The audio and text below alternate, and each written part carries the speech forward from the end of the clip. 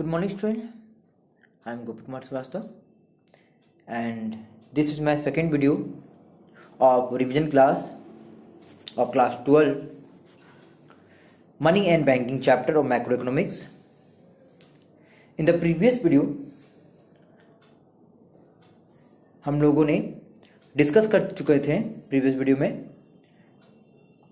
Money के बारे में और मनी सप्लाई के बारे में, मनी फंक्शन के बारे में। अब हम लोग डिस्कस करेंगे बैंकिंग के बारे में, the term and their definition. Banking का जो टर्म है और जो डेफिनेशन है उन सभी को हम लोग डिस्कस करेंगे। Banking employee accepting deposit of money. Banking का मतलब यहाँ पे बताया गया है accepting deposit of money from the public for the purpose of lending और investment which is repayable on the demand and can be withdrawn by the means of cheque, draft, order etc। इसका basically हम बताते हैं, समझिएगा meaning क्या होता है bank का। बैंक कहिए या बैंकिंग कहिए, बैंक का दो ही काम होता है, वो पैसों को एक्सेप्ट करता है या फिर वो आपको लोन देता है। आपसे ही पैसा एक्सेप्ट करता है, मतलब कि चार तरह का अकाउंट आपने बैंक में देखा होगा, current account, saving account, fix deposit account, recurring deposit account. इन चार तरह से वो पैसों को रिसीव करता है बैंक, और उसी चार तरह के पैसों को शॉर्ट टर्म और लॉन्ग टर्म लोन के रूप में पब्लिक को ही देता है। तो बैंक दो ही काम करता है, एक्सेप्टिंग डिपॉजिट करता है और एडवांसिंग लोन करता है। मतलब पब्लिक से ही पब्लिक का पैसा लेता है और पब्लिक को ही देता है। तो ये बैंक का बिल्कुल बेसिकली काम होता है, और ये चीज़ें वो बिल्कुल किसकी हेल्प से करता है, तो वो चेक के ड्राफ्ट से, इस सब से हेल्प से करता है। अब हम लोग बात करेंगे कमर्शियल बैंक के बारे में। अब कमर्शियल बैंक जो फाइनेंशियल इंस्टीट्यूशन, बिल्कुल एक फाइनेंशियल इंस्टीट्यूशन है जो लोन प्रोवाइड करती है या पैसों के लिए काम करती है। Engage in the business of accepting deposit and making loan to the people. ये बड़ी आसान से ही कह दिया कि ये एक्सेप्टिंग डिपॉजिट करता है और एडवांस करता है लोन, मतलब लोगों को पैसा देता है।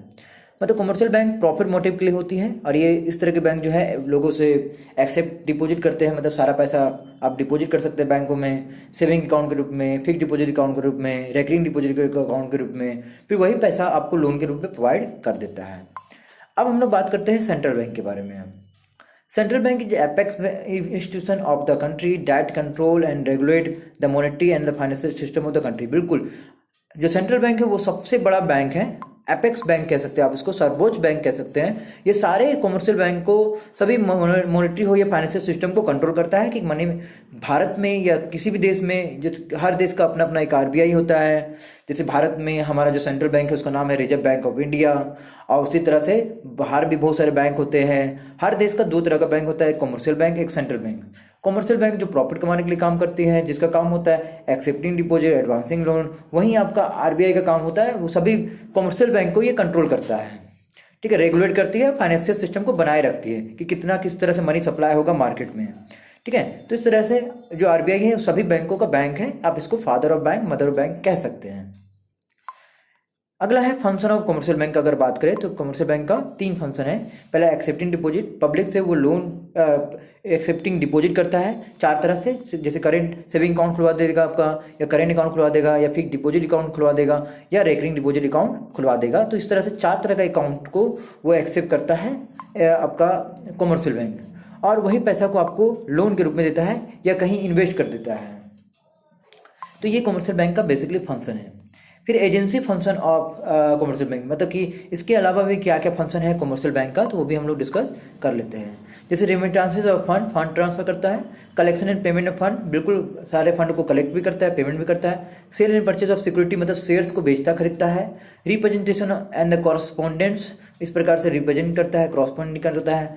ट्रस्टीशिप है, पब्लिक के बीच में ट्रस्ट बना के रखता है, उनके पैसा को संभाल के रखता है। जनरल यूटिलिटी फंक्शन और बहुत सारे फंक्शन को निभाता है। और क्रेडिट क्रिएशन का एक बड़ी इंपॉर्टेंट है यहाँ पे क्वेश्चन, जो एग्जाम में बहुत ज़्यादा देता है कि कमर्शियल बैंक जो है क्रेडिट क्रिएशन है। इस तरह का जो क्वेश्चन है आपके लिए बहुत ही इंपॉर्टेंट है। इससे पहले वाले वीडियो में मैंने डिस्कस किया था मनी सप्लाई के बारे में, कि जो कि वो इंपॉर्टेंट था। और यहाँ पे भी एक क्वेश्चन है जो एजेंसी फंक्शन है कमर्शियल बैंक का, क्रेडिट क्रिएशन।